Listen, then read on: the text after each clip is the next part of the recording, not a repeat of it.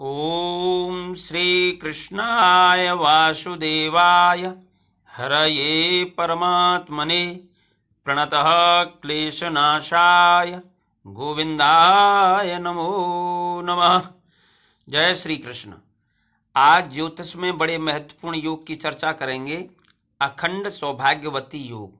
यह योग स्त्रियों की कुंडली में बनता है और जिस स्त्री की कुंडली में अखंड सौभाग्यवती योग होता है वह स्त्री सदैव सुहागिन रहती है, अर्थात वह मृत्यु पर्यंत सुहागिन रहती है और पति से पहले उसकी मृत्यु होती है। अतः यह योग किस प्रकार से बनता है?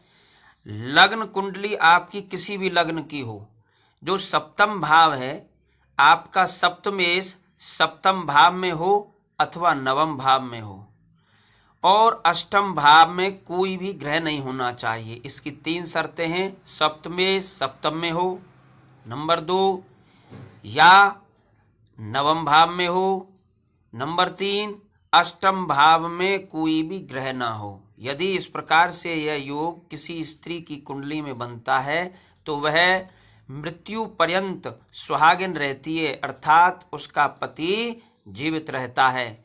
यह योग बड़ा ही शुभ फल प्रदान करने वाला है, पति की आयु को दीर्घ करने वाला है। सप्तम भाव उसे कहते हैं जहां पर 7 लिखा हुआ है। आपकी लग्न कुंडली में कोई भी राशि हो, यहाँ उसका जो राशि से है यानी 7th हाउस का जो लॉर्ड है वह वहां बैठा हो जहां 7th लिखा हुआ है। जैसे इसकी तुला राशि है और शुक्र यहीं पर विराजमान है, तो यह अखंड सौभाग्यवती योग बनता है। और जहां 8 लिखा हुआ है वहां पर कोई भी ग्रह नहीं होना चाहिए।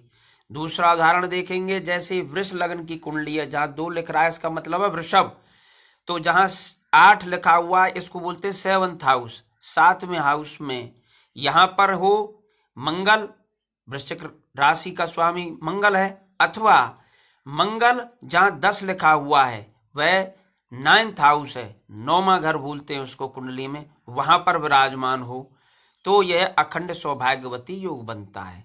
यहाँ पर 10 लिखा हुआ है, यह 9वां घर है। यदि किसी जातका की कुंडली में इस तरह से मंगल यहाँ पर विराजमान हो जाए या 7th हाउस का स्वामी यहाँ पर 9वें स्थान पर भाग्य स्थान पर विराजमान हो जाए और 8वें भाव में कोई ग्रह ना हो, तो उसके पति की आयु दीर्घ होती है और वह स्त्री मृत्यु पर्यंत सुहागिन रहती है। आप इसको सब्सक्राइब करें, लाइक करें। ज्योतिष की जानकारी इसी प्रकार आपको समय पर मिलती रहेगी। नमस्कार।